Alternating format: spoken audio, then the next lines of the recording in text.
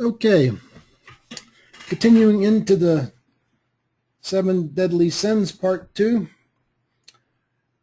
You know, one of the things that I really hate to hear is somebody saying they got a new innovative way to go purchase things. The procurement systems that developed by the government over the years are really quite good. And they try to take shortcuts. The most common reason is a project suddenly gets a start they hadn't planned adequately for. They've suddenly got money. They want to spend it before someone takes it away. They short circuit the procurement. There's a little idea of a shortcut.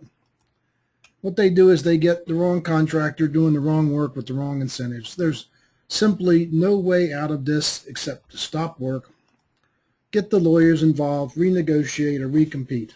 I've watched projects go on for years just wasting money over and over and over on this stuff because they just don't have the will to stop and fix what they've done. Interesting case of a bottom quintile team with good people. The management of the company just kept insisting that they had to increase their sales, but there was no resource to support it, and there were no bid opportunities or impending layoffs. This is hard. I watch big organizations. Sometimes they go through layoff after layoff after layoff, rather than doing it all at once, finishing it, or continuous reorganization. My word, I can't believe how many aerospace entities, the government and contractors are constantly reorganizing. You see, what they're trying to do is they're trying to fix a problem with the new solution, and I watch them oscillate back and forth.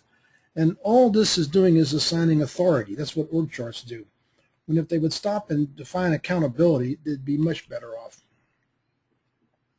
Cross-organization power struggles. What's interesting is when there's a power differential, the weaker party goes to guerrilla warfare. That's what happened with Challenger and what happened with Hubble. And just like we did during our War of Revolution from Britain, or happens in Iraq or in any place you go, they'll fight surreptitiously. The shared interest inquiry can fix this. All you got to do. Remember my 2 rules: avoid power struggles and never power struggle if you don't have the power.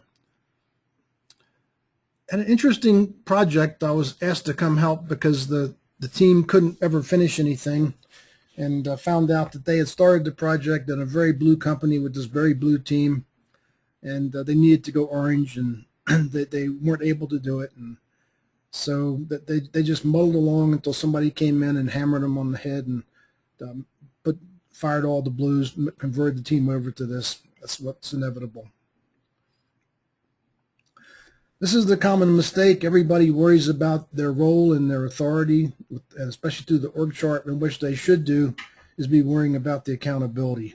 Accountability means answering for the consequences of what you do, what you fail to do, or what you ask others to do. Takeaways: teams that benchmark in the bottom have sins leaders must remedy because they depress social context, reduce performance, increase risk, increase cost, and puts good people in a bad place. So the next piece is going to be the final segment on workshop closure, and thank you very much.